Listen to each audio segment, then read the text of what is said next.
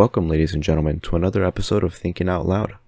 Today we're joined by King Crocoduck. This guy is someone who has always been on my crosshairs, and I'm glad that I finally got the pleasure to speak with him. He's been on the front lines combating the woke craze that we've been witnessing. We primarily talk about that and deal with the different epistemologies that are at war with each other. We had a great conversation, and he should be coming back soon to continue the conversation. Be sure to subscribe to him. He has some great series on his YouTube channel. Anyways, I hope you enjoy the video. Shut up and sit down.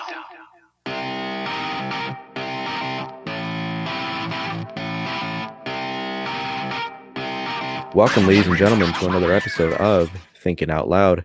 As always, I'm your host, Vincent Freeman, and I'm joined by a special guest today, none other than King Crocoduck. Mr. King or Mr. Crocoduck, how should I refer to you as? Call me KC. KC, how you doing today, man? I'm doing good. How are you? I'm not bad, actually. As I was mentioning to you before we started recording, I finally finished my final exam today, so I'm scot-free. I can be excited for Christmas finally, once more. Congrats. It's a lovely feeling. It is a lovely feeling, and I feel like my appreciation for Christmas actually grew ever since I became an atheist. So you're an atheist, I've heard you say. Yeah. What are your attitudes towards religious holidays like Christmas? Does it still carry the same meaning? My understanding or my expectation at this point is that most people grow up religious and then they become atheists later on. Is that kind of your same story? Well, I came from a family of basically secular Jews who observed the traditions and whatever holidays were involved there, but who kind of did it just, because there was a day off. It's kind of the way most Americans treat something like Memorial Day. It's not, there are people from military families who take it very seriously, but for most people, it's just an opportunity to roast some hot dogs and have a barbecue. That's kind of how it was with the Jewish traditions. So I was always an atheist.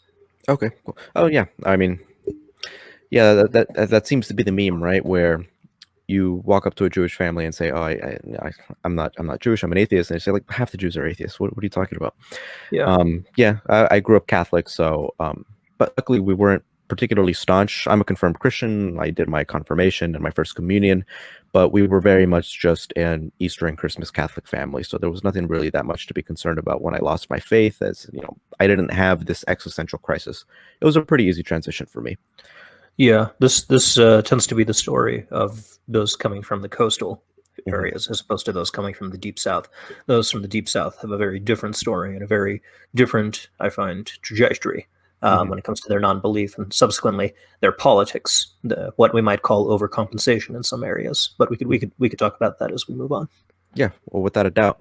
The first thing, the reason why I wanted to have you on is, one, because you're one of those Twitter accounts, and I recently had a podcast with another person who I said the same exact thing to, and but this is nonetheless true. You're one of those Twitter accounts back when you had a Twitter. I don't think you have one anymore because I haven't been able to see you in a while. Yeah, no, I got suspended for threatening a spam bot. It's a long story. Yeah, congratulations. Yeah, stupidest reason anyone could ever get banned off Twitter. But tell me, what did you say to this other person? The same thing. This other person, Neil the 6. Why am I residing from saying his name? So Neil the 604 atheist. Because I tend to focus on conversations surrounding secularism, atheism, and stuff around that nature. He's someone who has always been in my circle of mutual followers, and so I've seen him around. And finally, I eventually decided to have him on. And you're very similar in the sense that we tend to be both very critical of this sort of woke phenomenon that has sort of manifested itself beginning in. At least from my own perspective, 2014, 2015 seemed to be when I really started recognizing it, way more prominent than it was previously. And you tended to be in that circle as well, since you and I are both physics majors, or at least undergraduate speaking. And so you were always there, but I never really decided to have a conversation with you until I finally had my own podcast. And so I saw a bunch when I finally decided to invite you on. Was when I saw you on the Benjamin Boyce episode, and I realized this guy has one, he has a lot to say, which wasn't any different than I previously believed, but two, I could probably have a great conversation with him. And so I invited you, and thank you so much for coming on. Well, thank you for having me. Yeah, so I guess the first thing that I want to ask you, and I think this has to be asked before we have a conversation about the woke problem, because my main problem with the woke specifically is that their epistemology is completely screwed up when it comes to the way that they perceive the acquisition of knowledge. And so before I speak with someone who is very much hardcore into this critical theory stuff, I always have to make sure that we're at the very least on a similar epistemological background, which very rarely seems to be the case. So this is going to be a very broad question, and I apologize in advance for it. But what would be your preferred method of understanding reality? Do you take like a Karl Popper route when it comes to falsifying theories, or Thomas Kuhn, or are you a logical positivist? How do you know what is true? So I want to start out by congratulating you for identifying basically the core of the problem. This is something that a lot of people overlook. A lot of people, they want to get straight to why is there woke stuff in my video games? Why is there woke stuff in my comic book movies? And some people go down this kind of conspiratorial route. Other people, they try to make sense of it in kind of psychoanalytic ways, and the kind of the Jordan Petersonian. So fundamentally, the problem, what you're describing right now, is the reason why I started speaking out against woke ideology in the first place. And it is the epistemology. This has always been the fundamental problem. It was the core of my problem with these ideologies. If not for my introduction to standpoint theory, I probably would never have said a word against feminism, regardless of whatever encroachment I saw elsewhere. It is fundamentally an epistemic problem, and I would even go so far as to suggest that if we could resolve what I've come to call the epistemic crisis in our society, the culture war would end tomorrow. But to directly address your question, my epistemology. So this Karl Popper versus Thomas Kuhn thing, it was very big in the 1970s, but the conversation has moved on past those two, even though they were very important to the history. And a lot of the problems that issue from woke ideology actually do come from their misreading of Thomas Kuhn. And we can talk about that further. But basically, for my own part, I adhere to what I call the Big Four operational criteria. So basically, the idea is that our understanding of the world, specifically our scientific understanding of the world, has to come from models. And these models have to meet certain operational criteria. Okay, so the Big Four. First, predictive accuracy and precision. That's fairly self-explanatory. It has to be accurate, it has to be precise. Or at least it's better that it's accurate and precise. A model with greater accuracy and greater precision is, all other things being equal, a better model. That's operational criteria number one. Number two is explanatory efficiency. It explains as much as possible using as little theoretical machinery as possible. It's basically just a restatement of Occam's razor.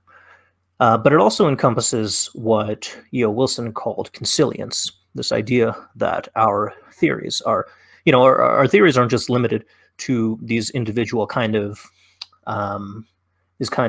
conceptual islands, where over here we have evolutionary theory, over there we have gravitational theory, over there we have theory of general equilibrium.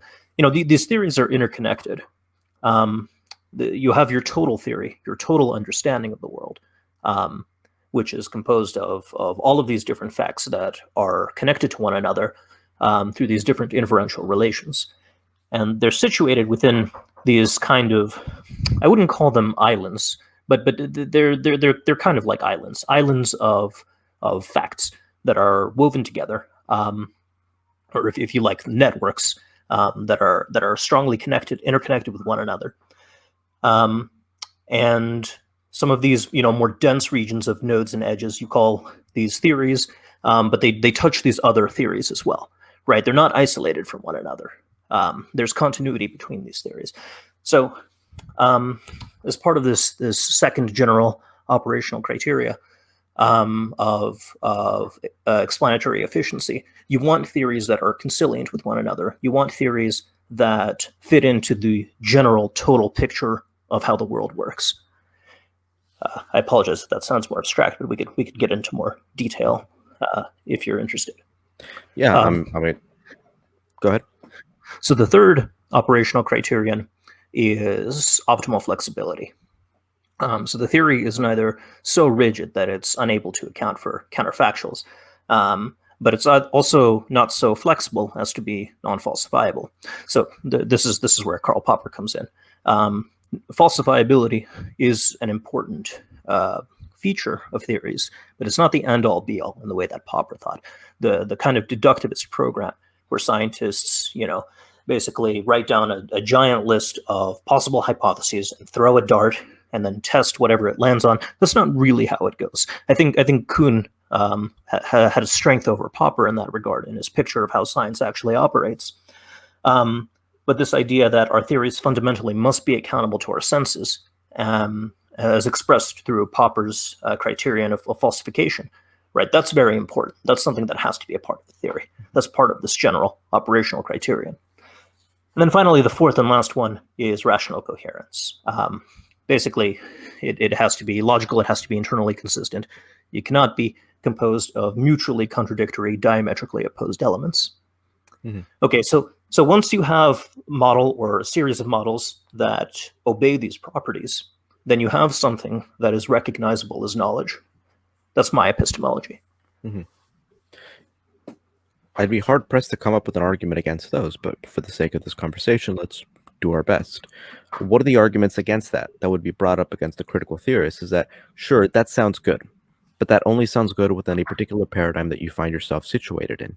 When we're talking about the level of socialization that affects someone such as yourself or such as myself, we are under that effect. And so because socialization is such a high level, and they can point towards numerous studies that demonstrate this, that is the reasoning behind why we are coming to this conclusion. But there's no reason why we should expect that our understanding of reality is in much more coherence towards an actual objective sense of reality than someone else who has, who believes in voodoo or who believes in right. Something like that. Right. Why would my epistemology, as I've just laid it out, be any better than the epistemology of the indigenous, magical thinking of somebody else? That's just white racist colonialism. I have to be humble. I have to accept that other way of knowing as a legitimate way of knowing. And in response to this kind of argument, I wouldn't say that I've uniquely developed it, but I've been inspired by various lines of arguments to craft what I call the naturalistic nuke. It's the naturalist response to this, and it's a nuke because it completely wipes out this argument. And basically, you have to recognize that sociology is downstream of biology. When we are constructing our theories of the world, regardless of what culture we're situated in, yes, it's true, we're all situated in our unique cultures, but all of these cultures, all of these unique histories are situated within a common natural history from which all of us emerge. And as you look back into the mists of history, into natural history, you can see that there is a natural impetus to produce the kind of theories whose properties I've just described.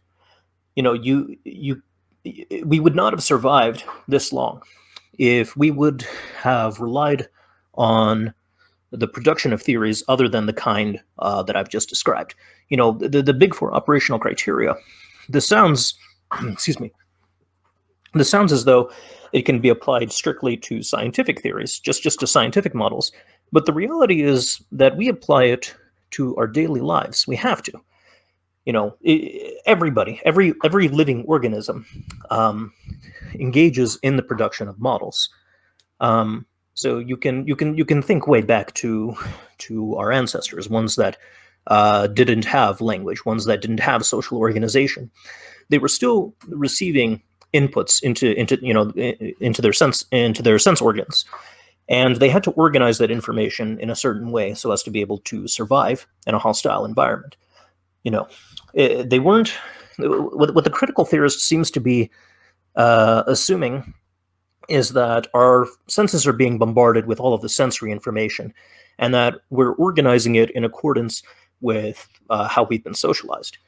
But how do organisms organize information if they haven't been socialized? How does the amoeba organize sensory information? How does I don't know, a non-social animal, an animal that doesn't issue from a social species, how does it organize its incoming information? Right. And you are organizing information regardless of whether or not there is a social impetus to do so, is the point. So if I'm walking down a forest, I'm being bombarded with sensory information, but that information is being organized. There's something that's organized. As I mentioned in previous podcasts, I'm not seeing greens and grays and browns. I'm seeing rocks. I'm seeing squirrels. I'm seeing trees. My mind is actively organizing that information. Now, can my socialization affect the manner in which that's organized? Well, yeah. I look at a rock and I think in the English language, rock. I look at a tree and I think in the English language, tree. These signifiers, rock and tree, they're not intrinsic to these objects. They're products of language. But the things themselves, the things that I'm seeing, they're what we might call their first order properties, their shapes, their extension, their color. That's not a result of my socialization. That's the result of something more fundamental. And when my mind is organizing a model of where these things are located and how everything works and how patterns in nature seem to be organized, this is all done in service of my own survival. So when taking a step back and looking at models of with the sort of properties that I've just described, these properties, they predate the existence of any social order. They're properties that are common to everyone in all of our cultures, regardless of whether or not they've successfully discovered how to apply them in the real world and how to make full use of them. Make full use of their potential. Fundamentally, the difference between the theories that we create scientifically and the theories that are created by the uncontacted tribes in the Amazon is that we've been making greater systematic use of it. We've been doing this for a long time, and we've been refining it, and we've been subjecting it to internal criticism. That's the crucial part. We don't allow dogma to enter into the process. And it took us thousands of years to throw the old dogmas off. I mean, Aristotle, it used to be if Aristotle said it or if the Bible said it, it was true. That held back physics for 2,000 years. I don't know how familiar you are with what people used to think about, for instance, the reason why rocks would fall to the earth. Aristotle wrote the worst physics textbook in the world. I mean, not to diss Aristotle. He was a revolutionary thinker, but he was a terrible physicist. And in his opinion, the reason why a rock falls to the earth is because the rock feels happier on the earth, or as I should rather say, the rock wants to go to its nature. His four classical elements under that scheme, earth goes down. Mm-hmm. And this is not a satisfactory explanation. If you want a science of mechanics that can produce an industrial revolution and increase the carrying capacity of your civilization by 1,000-fold, right? I'm getting a little bit sidetracked, but the main point here is that we are all situated within this common natural history, and we all have this we're all similarly situated in the sense that we want to postpone death for as long as possible. And creating theories with these capabilities is something that we've always been doing. It's just some of us have been doing it better than others. Mm-hmm. So that's sort of my answer to the critical theorist. That's the naturalist nuke. Mm-hmm. No, I think it's a pretty good response. And what would you say? This is actually a sort of tangential question, but this is something that I've been thinking about recently. It's I think Stephen Hawking brought this up in The Grand Design, and even very slightly Donald Hoffman mentions this as well, where we could be, for all we know, all the laws of physics, all the equations that we are familiar with, we could be constructing them, let's say, within a fishbowl, where if there's a goldfish inside of a fishbowl, and Right. intelligence enough to be able to formulate their own equations based on what they see outside of that fishbowl, they would be doing so under the impression that things work naturally in a curvature manner. But outside of the context of that fishbowl, then their equations would be completely different.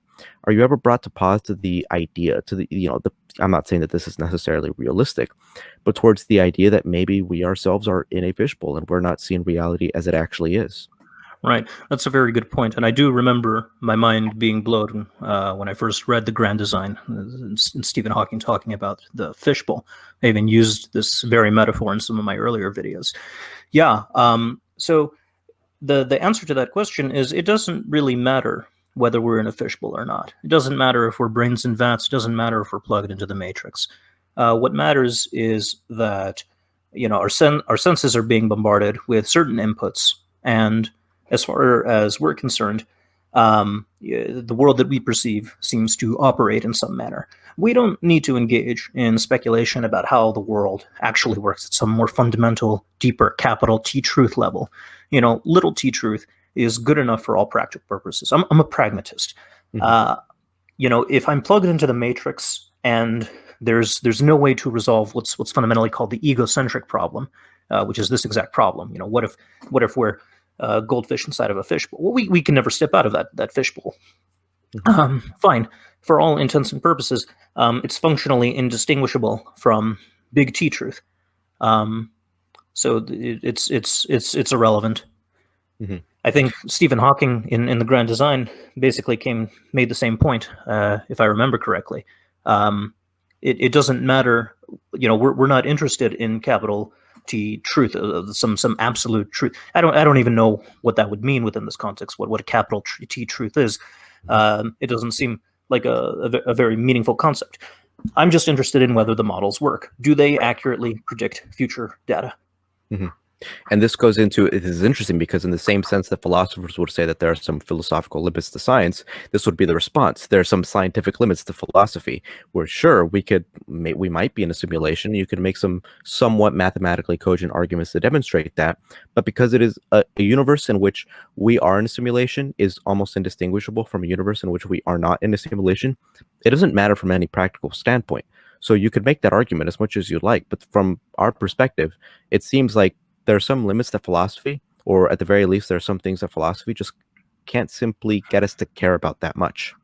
Right. I think philosophy done well recognizes that it's not something that exists prior to science. I was on a podcast some time ago, and I was talking about how science was more fundamental than philosophy, and the person who was the host of the podcast, excuse me. Sorry about that. The person who was talking to me about who was talking about this, he said that when he was in school, he learned that there were the ancient philosophers, your ancient Chinese, your ancient Greeks, and then science came on later when Bacon came around. And I laughed and I said, yeah, that's what the philosophers like to tell themselves. In reality, science came first.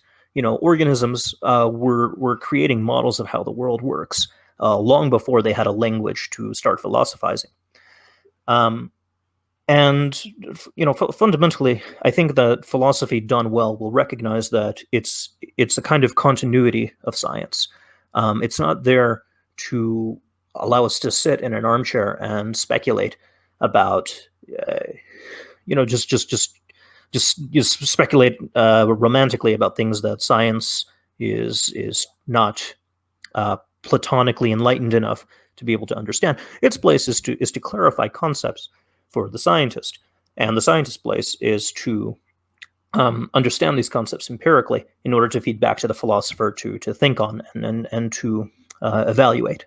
There has to be an ongoing back and forth between the two, and it's not helped if the philosopher adopts this conceit that they are somehow prior to science, they're somehow more fundamental than science. It's just not true. They both feed into each other. Yeah.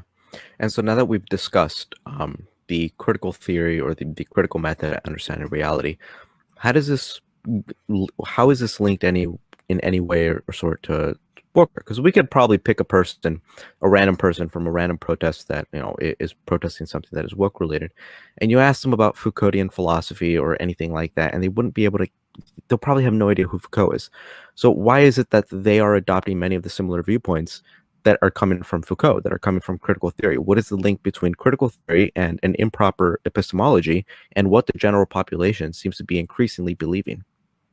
Okay, so if you're going to be following my recommendations for what a good epistemology is going to be, something that meets the big four operational criteria, then you're not going to be left with a lot of emancipatory potential. Reality doesn't sort itself cleanly into this oppressor-oppressed dynamic, into what is much more easily, much better suited to a kind of Hegelian picture of the world. You can't have this Manichaean struggle between absolute light and absolute dark. The scientific activity just doesn't produce theories of that nature. And a lot of the things that woke folk take for granted, things that they believe to be true, things, for instance, about the relationship between socialization and people's behavior, and the fact that human nature either plays a minimum role or is just a meme created for the purpose of sustaining oppression.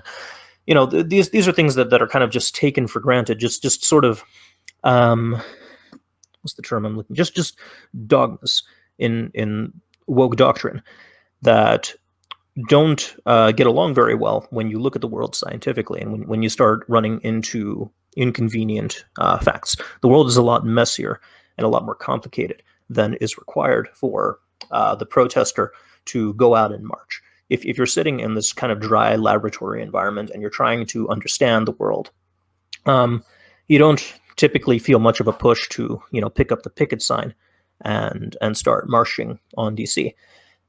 But if you can adopt certain bumper sticker slogans, white silence is violence, down with patriarchy, blah blah blah blah blah. It's a lot easier. There's a lot more potential there. Okay, so why Foucault, and more generally, why the postmodern philosophies? Well, postmodernism fundamentally is a corrosive force, and I don't mean that necessarily in a judgmental way. It can be used for the purpose of deconstructing literally anything, including woke ideology, if you choose to apply it as such.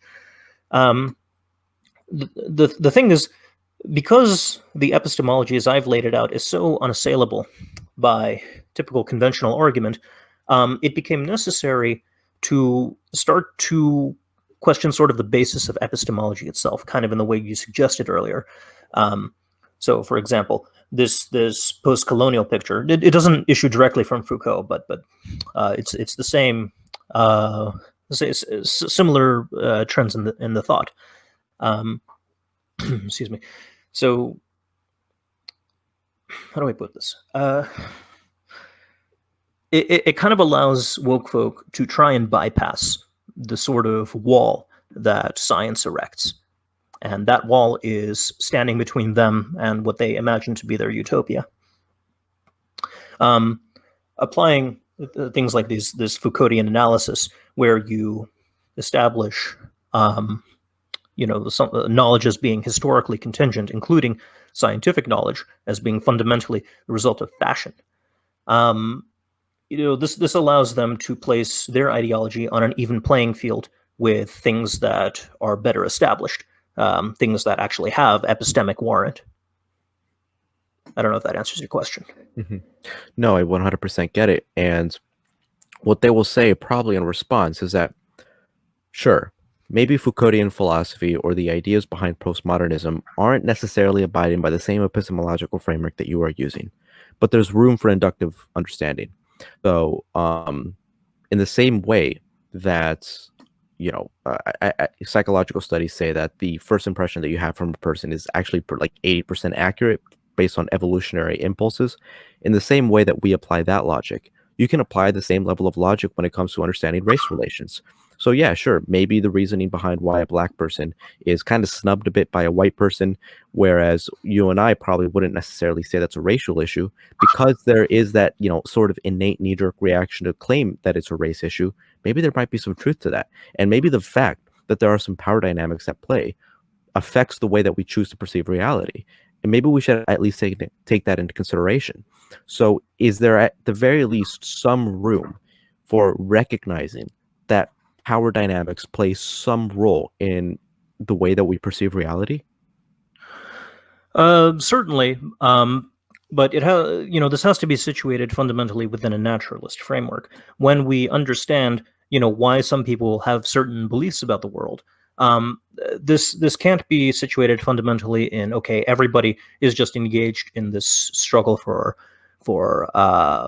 power over the narrative. It has to be situated within a genuinely scientific understanding of the world, and as is currently being applied by people who make use of this kind of postmodern argument, it's just being used in a kind of what's the term I'm looking? Opportunistic fashion. There's a gap between, as you mentioned earlier with the fishbowl metaphor. There's a gap between the world as it exists independently of us, our understanding of the world, and what we communicate about the world. Right, and these gaps are to some extent insurmountable. So it's possible to kind of undermine trust in the entire epistemic system by picking at these gaps and inserting this kind of skepticism that, okay, it's all fundamentally boiled down to power dynamics. Is there room for compromise? Of course, we can certainly find cases in history where power dynamics do dictate what's allowed to be true, what's allowed to be held true by a society, and what isn't. And I think that you are going to find that by the standards of the epistemology that I've laid out earlier, they can be shown to be false. Mm-hmm. But what the Foucauldian analysis fundamentally does is it reduces everything to power relations. It's too greedy in its application of this kind of analysis. And this is a large part of the reason why it so often goes so wrong. Mm-hmm. What I've noticed recently occurring is that usually these ideas, everything that we're talking about, was at the very least for the longest time isolated towards the highest, the upper echelons of academic attainment. But now this seems to be sort of pestilentially spreading into the public consciousness. So now it is not a surprise when I'm having a conversation with someone whom I work with or someone whom is a college student, undergraduate, and they'll lay out the claim that the only reason why white people gave black people their rights is because it was in their benefits, or the only reason why a black person's epistemology should be viewed higher than a white person's epistemology is because the white person is being propped up by structural systems that the black person can see, but the white person cannot see, so therefore there's an imbalance there. Now these ideas are becoming more and more commonplace. But the problem that I've noticed, and I've had these conversations, and I realize that a person that I'm like, such as yourself, right, who is as educated as yourself and intelligent as yourself, I can have this conversation on an epistemological basis, where first we lay out the foundation. How do we know that what we're talking about is true? But the general population, and I say this at the risk of sounding like I have an inflated opinion of myself, with the general population, they're probably not well equipped, philosophically speaking, to have that conversation. So how do we convince them that what they've been told about the way that power structures work, and that the way that dynamics work, the way that racial dynamics work, how do we convince them that that stuff is pretty bonkers when they don't even have the proper epistemology? Yeah, so this is fundamentally the problem. We can talk theoretically all day about how the various reasons why their epistemology is wrong and why it can't produce the right kind of answers. But at the end of the day, like you say, translating that knowledge into something that's actionable at a political level is another story entirely. And this more or less was the problem that was faced by the radicals themselves back in the 70s and earlier. How do you make this politically actionable? How do you take anti-woke epistemology and export it to a population that has been fed kind of the woke version of how the world works? And fundamentally, the answer has to come down to replacing one story with another one. As you probably know, people fundamentally they think in stories, and this, like I was saying, this was how they overcame the problem back in the 70s, when they couldn't take these complicated Marxist ideas and translate them to a public that would be eager to hear them. The opposition, the conservative opposition, had a much more compelling story for how communism ends up destroying societies. That story is largely true, but it's a simplified story. It's a story that's easily digestible and that you can put on a bumper sticker. And a large part of the history of the development of woke ideology fundamentally came down to taking these complex messages and boiling them down to bumper stickers, and injecting them into the language in such a manner that we're in contact with woke ideas anytime we're making use of their terminology. And in making use of their terminology, we accept certain presuppositions that themselves should be open to discussion. To be honest, I don't know how you replace their story, since it's so deeply entrenched in the culture. It's not even necessarily that there are these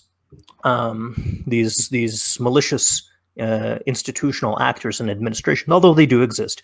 But even if you got rid of them, that wouldn't fundamentally deal with the problem. The problem is that our language has been saturated with lies, and the lies are contained within the very words that we use. Ironically, you would have to apply the very same postmodern tools of deconstruction in order to unearth them and get rid of them, as they do to unearth legitimate understandings of the world and supplant it with their own. Mm-hmm. So my assumption would be that the bumper sticker slogans that you could get from the concept of liberalism probably wouldn't be enough. Trust people based on the individual basis, very basic liberal tenets probably wouldn't be enough to go against the bumper sticker slogans of the woke. No. You have to create new bumper sticker slogans, Mm-hmm. stuff that counter signals against woke ideology, something that subverts what they believe in.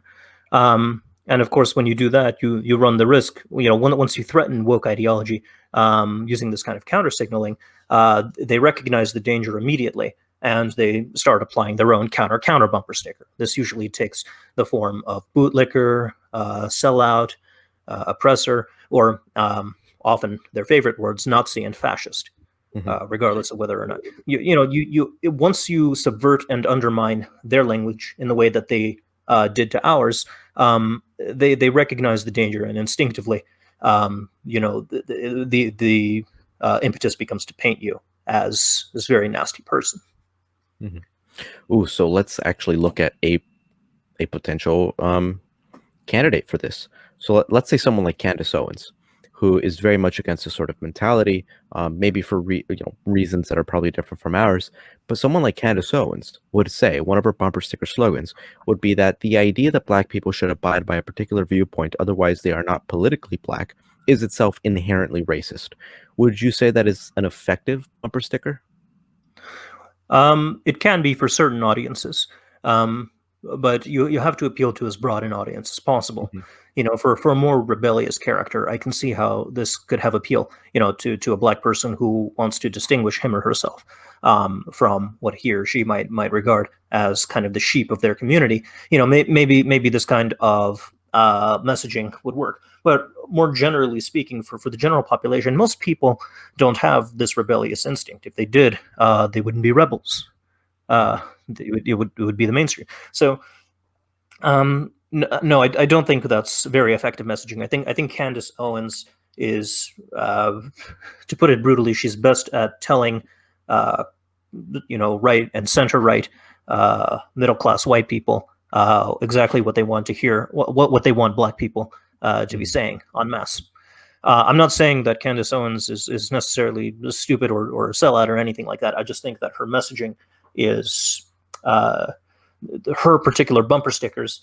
They are making, this kind of bumper stickers might have been effective 50 years ago, but the conversation has moved on, and it's time to develop more effective means of countering progressive ideas than this kind of, this really sterile type of language. Are you familiar with the works of people like John McWhorter or Gunn Lowry or Coleman Hughes? What are your thoughts on them if you are familiar with them? I know Coleman Hughes. I'm much more impressed with him than I am with Candace Owens. Yeah. I don't know the other names you've mentioned. Would I be correct in assuming that there are also Black American counter-progressives? Yes. Yeah. Okay. So John McWhorter is the one person whom I'm consistently impressed with. And the same, first of all, I am absolutely impressed by someone like Coleman Hughes, who I believe is 24 at this point, just graduated from Cornell, and incredibly intelligent, incredibly well-spoken. I love that guy to death.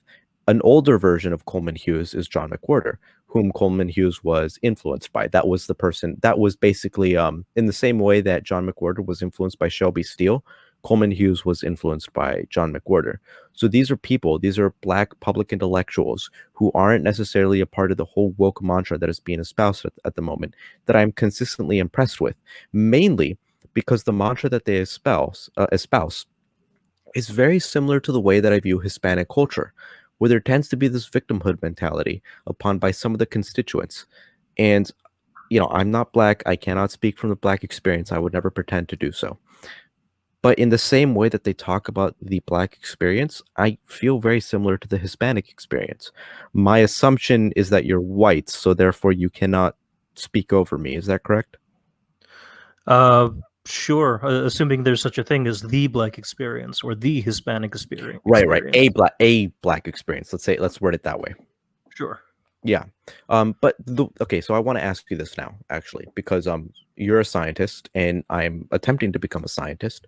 So one of the things that I've noticed recently is the way that this woke ideology that we've been speaking about is pestilentially infecting science. There was an op-ed written about 2 months ago now at this point by a theoretical physicist, Lawrence Krauss. I'm sure you've heard of him, Lawrence Krauss, who basically said that this idea of deconstructivism was always in the humanities. They've recognized it, but they never really did anything about it because the expectation was not that this was going to get into the hard sciences. This is just something that the humanities had to deal with. But now we're dealing with it in the hard sciences. And he's basically arguing that we kind of screwed up at not being vocal about this previously. So now should we have an intellectual obligation to speak up about this? Because now we're dealing with whether or not 2 + 2 can equal 5. Now we're dealing with the sorts of issues. And if we don't deal with this now, if we don't take on the intellectual responsibility to speak up about this now, it's going to get so much worse in the future. What are your thoughts on the way that it's now infecting STEM? Yeah, so a lot of what Lawrence Krauss says is true, although I haven't read the op-ed, but from the way you've described it, there's certain details in the history of this conflict, what we might call the science wars, that are missing from his history. So the ambition to inject itself in the scientific enterprise has always been there, especially since the late 70s and early 80s. Jean-François Lyotard wrote the postmodern condition. This is where he popularized this use of the term postmodernism to describe this set of ideologies that are skeptical about categories. And in it, he was talking about how science has fundamentally changed its character from a modernist one, which is he characterized, modern science, the pre-1970s science, in terms of things like determinism and linearity and a whole host of other things that he didn't fully understand, as distinct from postmodern science, which is discontinuous and nonlinear. And we could probably complain for hours about Lyotard's abuse and misunderstanding of science in the service, right? Quantum mechanics is not a deterministic theory, as you know, and that was developed long before postmodernism came into the fore. Statistical mechanics, I mean, the name statistical is in it, even though fundamentally the gas particles do have deterministic trajectories. We don't particularly care about that in StatMech. We care about these aggregate, large-scale statistical properties like temperature and entropy. But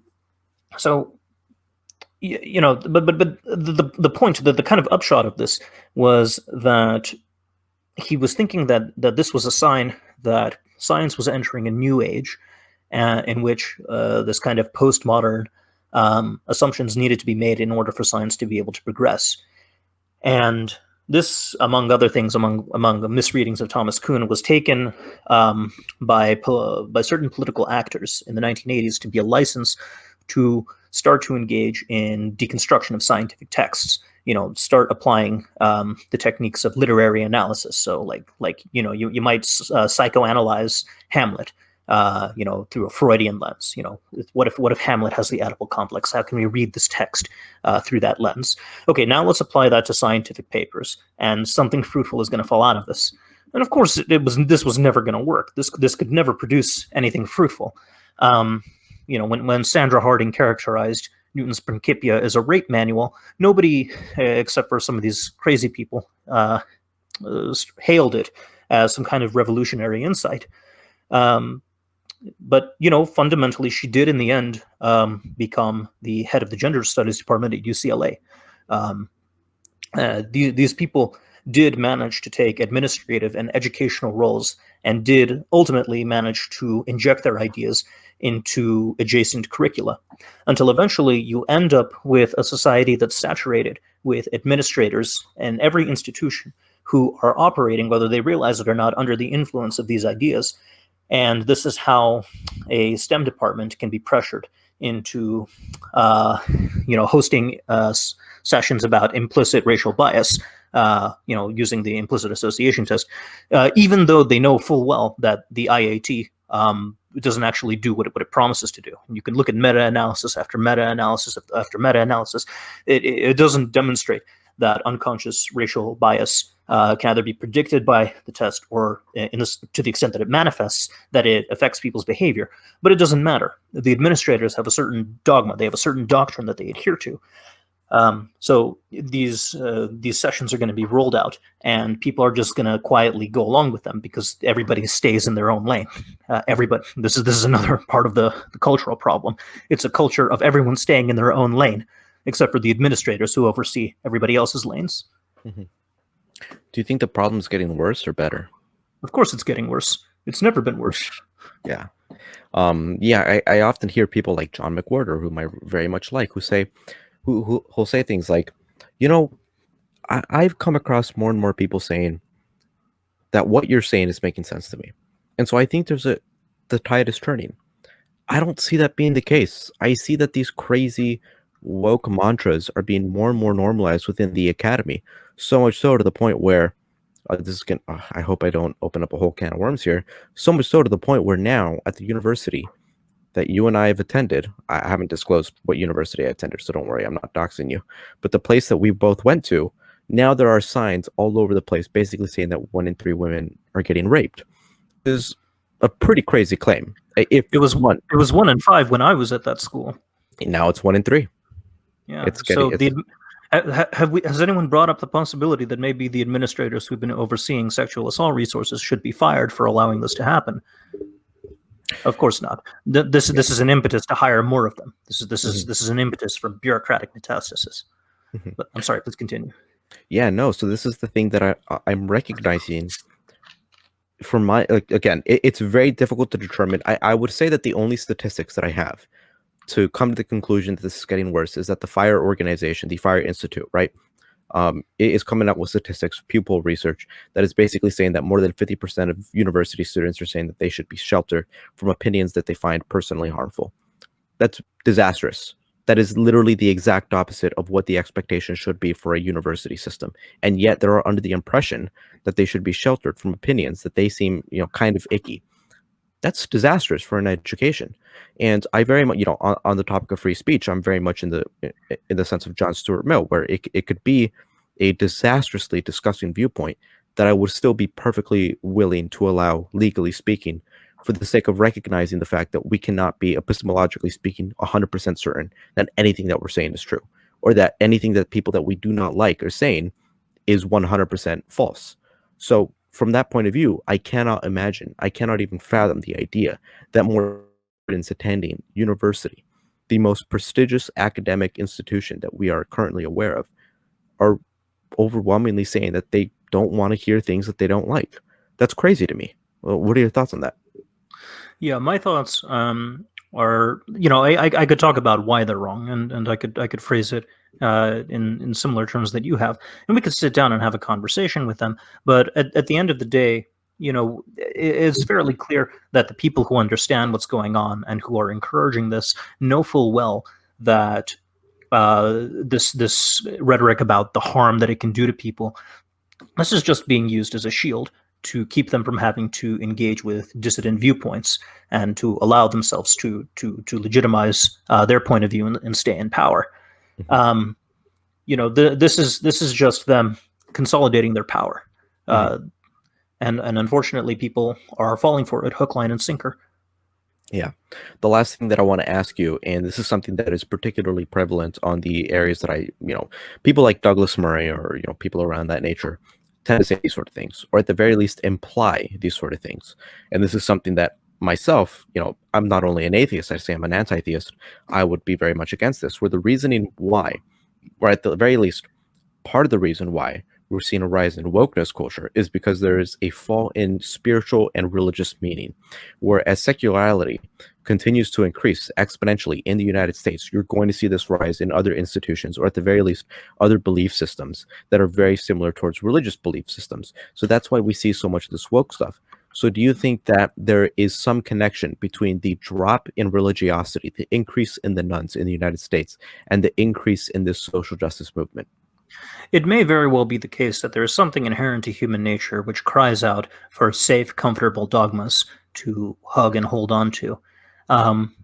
Existential dread is not a comfortable feeling, and dogmas are a very good way of escaping the personal responsibility that comes with realizing that the world cannot be reduced to bumper stickers, and that there is no simple solution to anything. There's no, there's no list of items that you can follow. No 10 Commandments, no social justice creed that can allow you to operate in the world.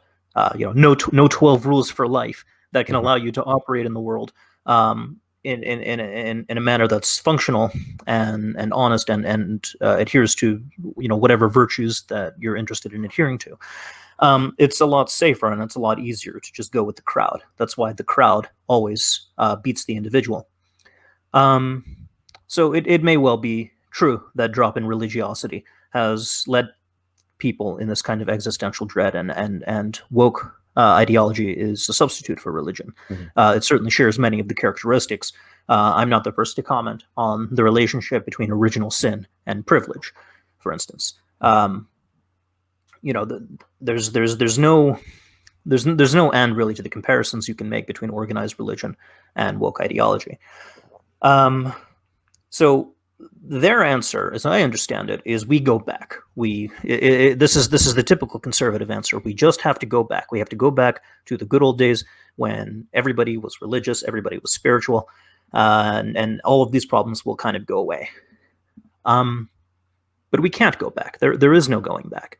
Even if it were true that a religious society is better than a woke society, it seems to me, just based on the sociological evolution of our culture, the material conditions just don't align themselves in such a manner that so as to incentivize widespread religious belief in the way that it used to.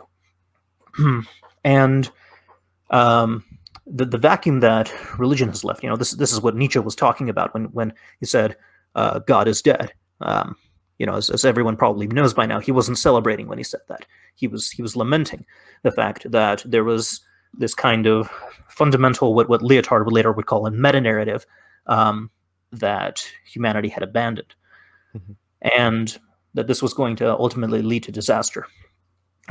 People are going to have to either create something on their own, or they're going to fall back into the old patterns of thinking. There's something to their diagnosis of the problem, but their solution to it isn't really a solution at all, because you can't go back to before postmodernity, which is kind of what a lot of people are trying right now, including woke folk. Right. This resurgence of communist and anarchistic ideology, we're not in postmodernism anymore. We're in metamodernity.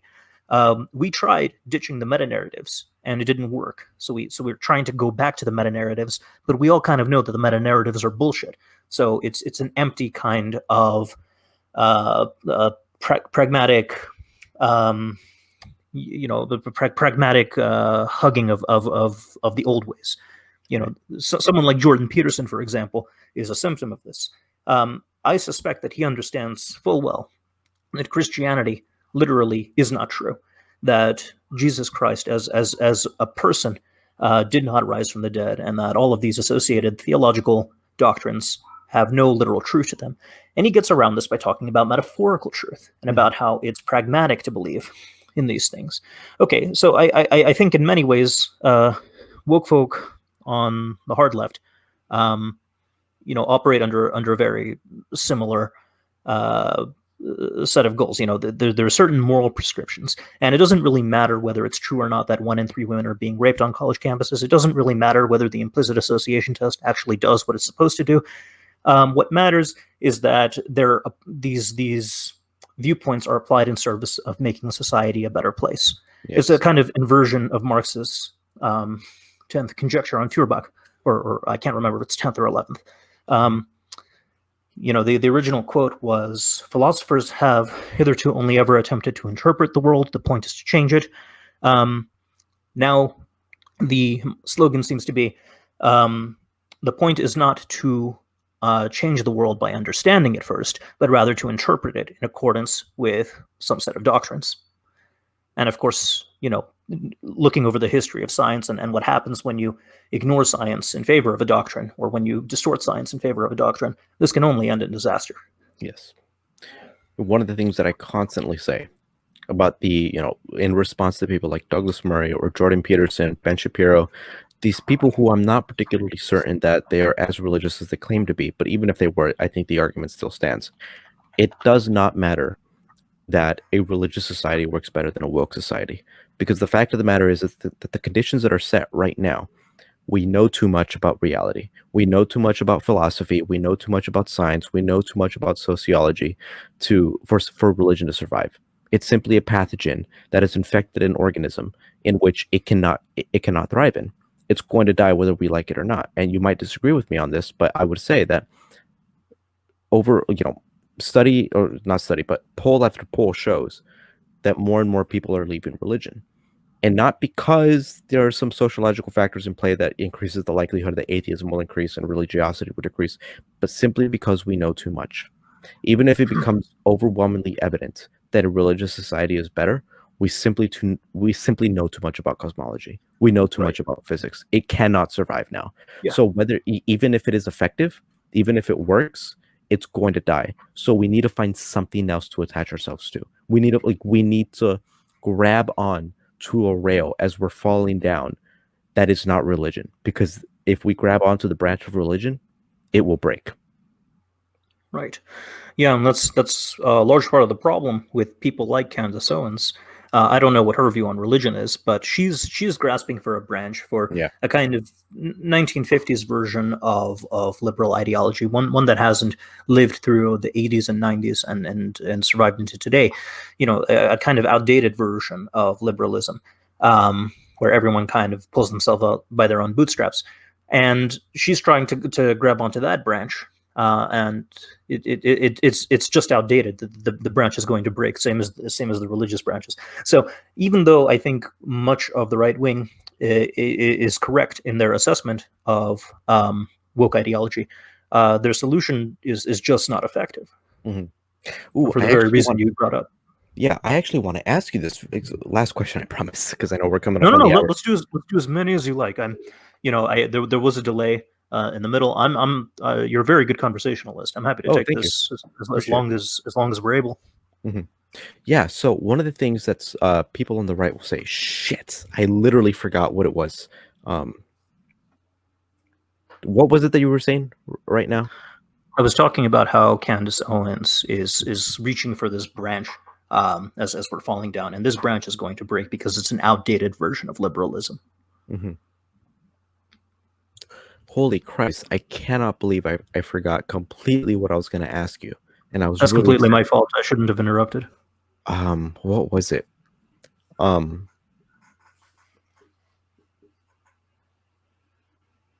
Oh yeah, there we go. Okay. So this is one of the things that I've been thinking about recently, because one of the things that we'll notice that we have in common with the religious right is that we're very much anti-woke. But the problem that I've noticed is that the reasonings behind why someone on the conservative right, or the Christian right, better yet, is so anti-woke is completely different, epistemologically speaking, from the reasonings behind why you and I are anti-woke. So if that's the case, and if the resolution is completely different, so what they would say is return back to Judeo-Christian values or something around those lines, completely different than what you and I would say. If that's the case, if we're looking at a problem, the problem of postmodernism or the problem of wokeness, and we're recognizing a different pathogen that is infecting this, that is causing the problem, and we're also recognizing a different resolution to this, if that's the case, should we align ourselves with the conservative right to fight the woke problem? Or should we fight both of them at the same time? For all practical purposes, if you have three factions, it's better to have two factions unite against one, especially if that one is the most powerful one of the three. So strategically, of course, it makes sense to align ourselves with the religious right, at least for the time being. Fundamentally, at the end of the day, we are going to have to confront them on the fact that you cannot just replace one dogma with another. The point should be to end dogma and to appraise the world in accordance with certain epistemic standards that actually will do a good job of allowing us to appraise how the world works. How receptive they're going to be to that, we'll see how much they like facts and logic and reason in all capital letters after this confrontation takes place. Maybe some of them will listen. Maybe some of them will go back to what they did back in the early 2000s and engage in the kind of rhetoric that was the kind of back and forth that we had with them back then when we were on opposite sides. Mm-hmm. I do think that was a much better conflict because it was a conflict where everybody who was opposing the religious right was kind of on board with this idea that dogma is the enemy. But, that turned out to not even be true. Some people just wanted to install a different kind of dogma. So, yeah, I don't know the answer to this question of what ultimately is going to happen. For the time being, it makes sense to align ourselves with them. Just for strategic purposes. Mm-hmm. In the end, there is going to have to be a confrontation. We are going to have to talk about, what place dogma has in society moving forward. I would appeal to them by saying that if they hate woke ideology as much, just not merely because it's different from their preferred dogma, but because there's something inherently poisonous and evil about it, then they would be better off cursing dogma altogether and casting it away, because allowing a society which encourages any kind of dogma opens the door for all of them. Mm-hmm. That's eventually. Yeah. The reason why I ask this is because a friend of mine, whom I disagree with politically at this point, has been causing quite a stir on Twitter. Not that I don't know if you have another Twitter account at this point, but James Lindsay, who talks a lot about this stuff. Yeah, we're buddies. Yeah. So same here, right?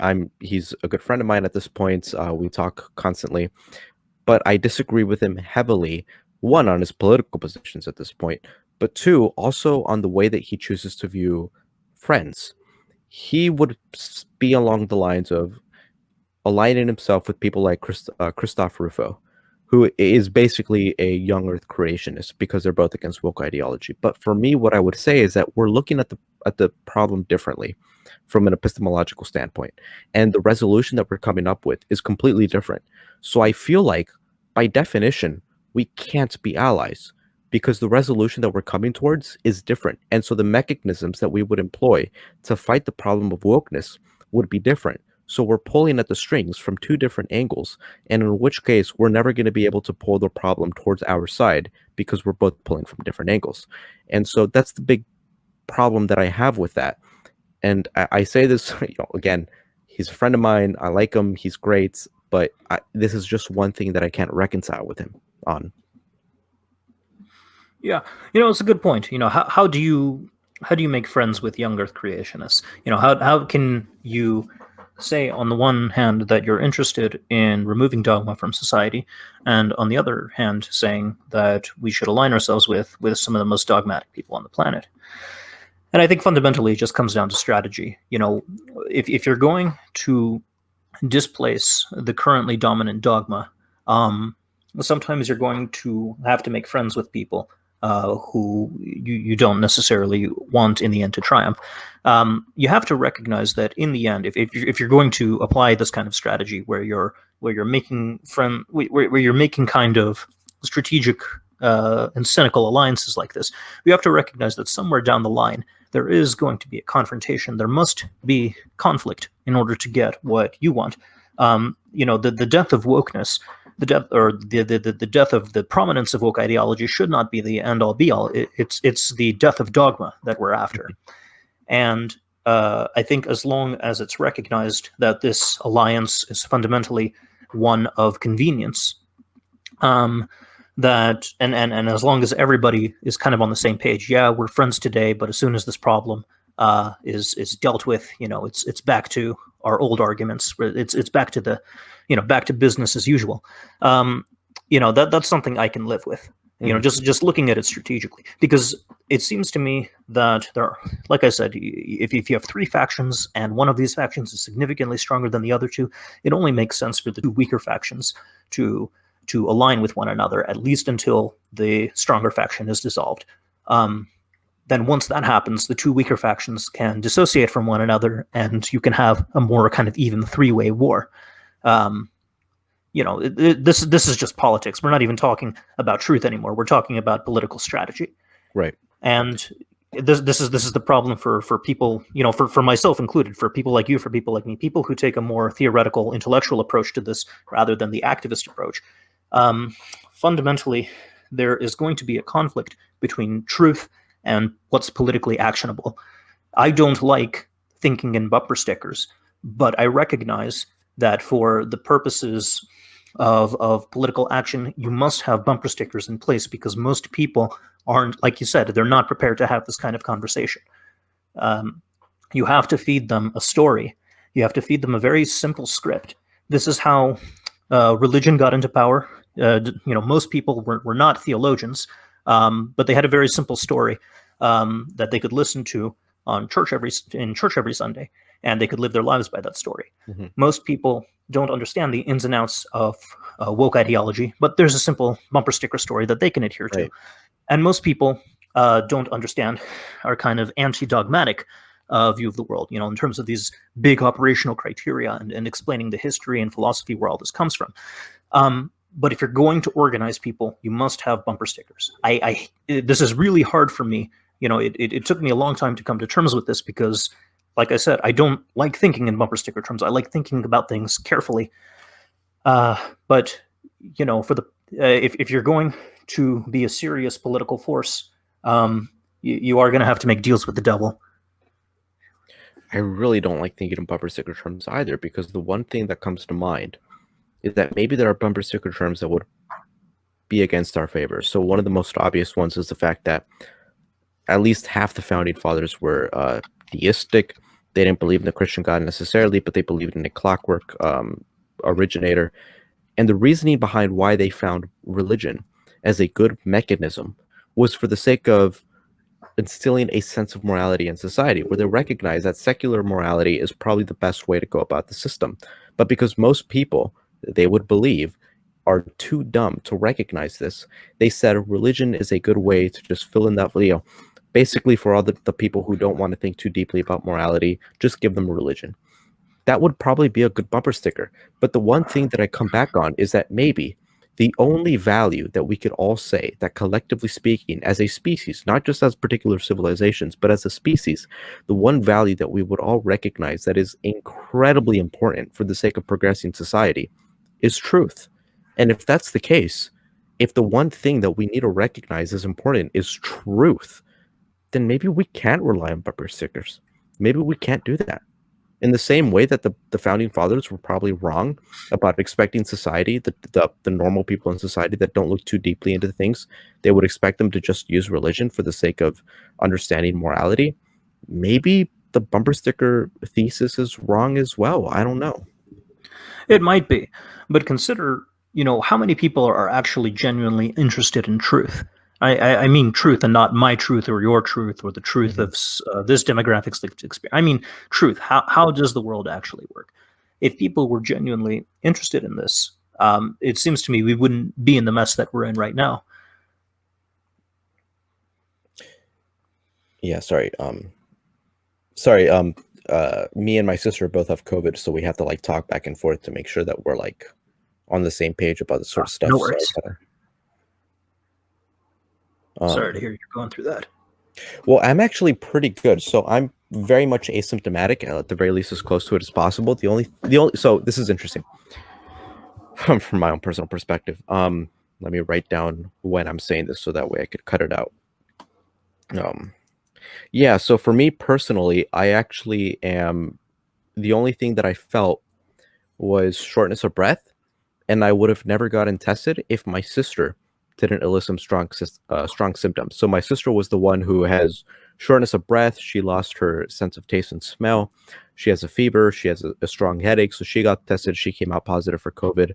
And then when she came out positive, me and my family, because I live with my parents at the moment since Santa Barbara is closed, we all got tested. I came out positive, but I don't really feel anything. I'm perfectly fine. And my parents came out negative. But this was about a week and a half ago. So I'm probably good now. But my sister, just for the sake of us making sure that our parents are safe, because my dad is 67, he has a heart condition, and my mom is 57, so they're at risk. So even though we're probably good, we're still being very careful right now. So I just have to like make sure that communication is good back and forth to make sure that our parents are safe. All right. Yeah.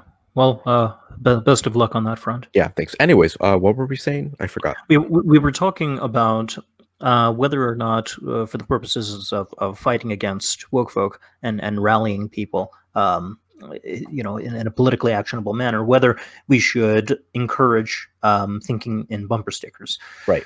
And I share. I share your frustration. I do want to have a society where people engage in critical discourse and where they're basically, they're encouraged in order to they're given all the analytical tools that they need to be able to think carefully about things and to be able to come to informed conclusions without having to rely on bumper stickers. But the problem is this picture of reality that I have in my head, and one that I would definitely be open to working towards, doesn't seem to be the reality that I actually live in. It seems to me that people are much more interested, whether they'll admit it or not, in adhering to bumper sticker slogans. And this has to account in large part for the appeal of things like religion and woke ideology. They make outstanding use of bumper sticker slogans. And we don't seem to have any of our own, or at least we don't seem to have all that many effective ones of our own.